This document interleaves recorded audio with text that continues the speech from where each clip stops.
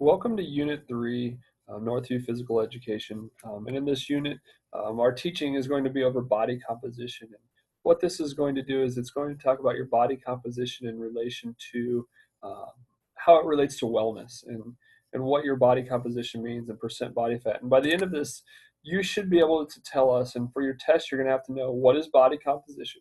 You're going to have to know what is percent body fat. For percent body fat, you're going to have to know the healthy range for male and for female. You're going to have to know what is BMI.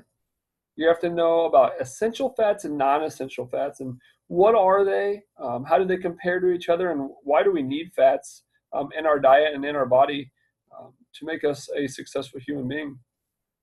The next thing that you're going to have to know is body composition and the connection to wellness. And then all of this, how does this relate to the FIT principle? And the FIT principle we're going to touch on now, but it's going to come into play more second semester when we start looking at our fitness testing and more of the FIT principle there, but how it can help us in this unit too. So if you look at this, the spectrum of the body size and shape is like this. It is also, if you kind of look at your body size, it kind of determines who you are and sometimes what even activities you're involved in. And some people are just made up where they're tall and long and lanky, and other people's are made up a little bit shorter. But part of the body composition can be changed by how you, your daily activity and your activity levels and what you eat and what you don't eat and how active you are and how active you aren't. So even though your body type is made up genetically, you can help it out throughout your life. So why is body composition so important? First of all, a lot of health and disease problems and good things come out of it. It affects your performance, both in school, out of school, and activities. And it affects your appearance, and we all are concerned about our appearance nowadays. So body composition really affects our appearance, and it also affects your longevity in life. It was found on Google today that if you are 6'4" or taller, you tend to live a little bit longer. That's just a random fact you won't have to know. But we found that out today. So what is body composition? Body composition equals the percentage of fat, bone, water, and muscle in the human bodies. So all that combined is body composition. Now, body composition is something that is measured in two different ways. And one of the ways that is measured is percent body fat. And as you can see on the pictures over here, there's two ways to measure percent body fat. It could be the scales, for example, how we tested your percent body fat for fitness testing, or it could be the skin calipers that you see that, right here. And the skin calipers are used, I know I've seen them being used for wrestlers before to test body fat, but it's just a different way. So either the scale or the calipers are two of the ways to test percent body fat. So percent body fat is the amount of fat versus lean tissue. And what lean tissue means, it's the muscle and the bone in your body. So it's the amount of fat versus the muscle and the bone in your body.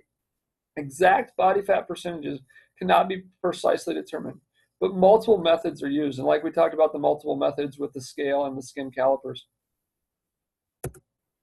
So you got your body fat percentage during fitness testing, and some of you are probably wondering, well, what does that mean for me?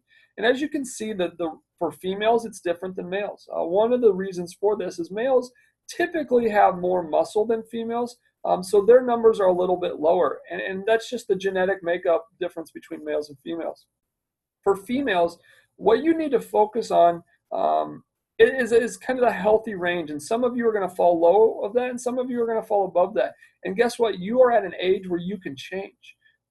It's nothing. None of this is set. Some people that are in the healthy range now, here in 5 years, won't be in the healthy range anymore because of the choices that they are making. But for females, the healthy range is 16 to 30%, which is the right here. For males, the healthy range is 11 to 25%. And those are the two numbers that we're going to really point out, and those are the two numbers that you're going to have to know for your test when you take this.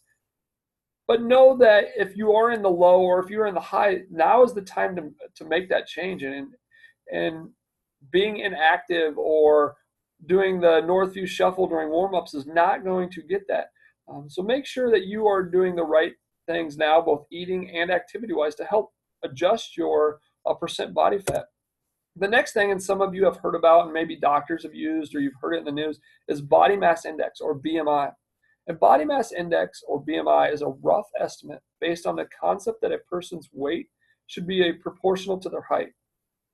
Body mass index is not always the most accurate, and to be honest, it's probably not one, especially at your age, to be using, because some of you are still growing, and then at the teenage years, it's okay. So we're not actually going to focus on any body mass index numbers right now, but we just wanted to give you an idea in case you hear the word body mass index or BMI at the doctors or on TV, what it means. So it's your weight compared to how tall you are.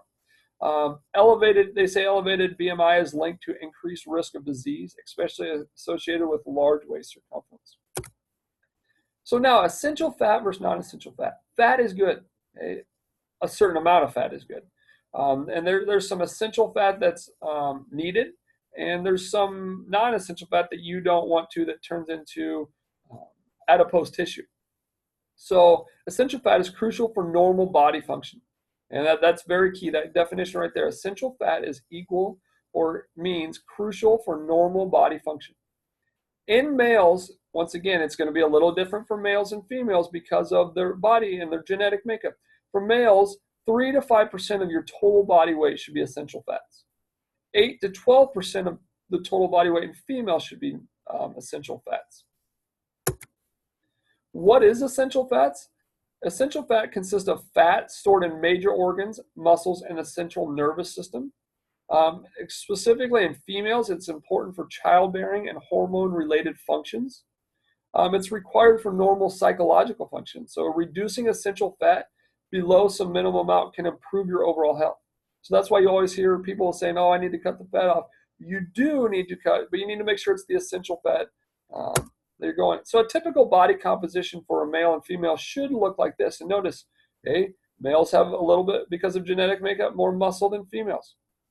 Essential fats, non-essential fats. Yes, you do need some. I mean, this is typically the amount that you want. But when people are getting to the overweight and obese ranges, this is why they're getting there, because of the non-essential fat, then the bone makeup, and some other things. So the main reason, exercise or excess body fat and wellness. Basically, the biggest thing is you can see there's a lot of problems with excess body fat. It's going to lead to a lot of different diseases. It's going to lead to sleep problems, maybe some skin problems. It's going to lead to appearance problems. So those are things that we're hoping to avoid by going through this unit. So body composition, how does it relate to wellness? Excess body fat actually decreases the ability to perform activities. And so the bigger body composition you have, sometimes it's harder to do certain activities. Sometimes we have unrealistic expectations about body composition, and that can lead to a self-image problem, and it can lead to exercise can help improve that self-image thing. You need to, for body composition, set a realistic goal and maintain a wellness lifestyle to develop a healthy body composition. So start setting those goals. Maybe it's just a small goal right now. You want to cut out the soda that you're drinking throughout the week, or maybe it's you want to cut out stopping at the vending machine, walking out of the school today, or things like that. But start incorporating those things into your overall lifestyle to reduce body composition. When setting body composition goals, we're going to be setting specific goals starting to relate to our fitness testing, but it's okay to start setting body composition goals now. If fat loss would benefit your health, set a realistic goal. Maybe check it every once in a while. Start small. If you have underlying health problems, maybe you got to set up something with your physician to try to figure this out. Maybe it's something where you meet with one of us PE teachers and we help you out the best we can. Now, so when it comes to the components of fitness, one way when you're setting goals is to start looking at the FIT principle. And the FIT principle, what's the frequency of your exercise? What's the intensity? And what's the time? Now, I have heard some people, well, where's the other T? Type. Type could fit in here too, but we're just going to focus on the first three letters, FIT. So frequency, how often are you exercising? And if you're not exercising right now in your goal, then set a frequency of 1 to 2 days. I want to add some extra exercise. If you're a very active person, maybe you say, I want to continue a 6-day workout program. On the intensity, how hard are you going? We wear the heart rate monitors in PE to judge this intensity. If you are someone who is hitting the 100 to 125, your intensity isn't very high, and it's going to take longer and more workout time for you to burn off that fat and that to get a better body composition. So the higher the intensity, the less time that a lot of times you have to go, but not always. And then the time, how long are you going to go? How long are you going to go at that intensity for?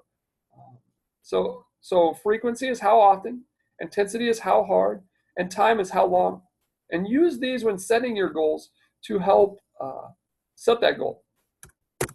So by now, and for your test, you should be able to tell us what is body composition, what is percent body fat, and the healthy range for male and female percent body fat.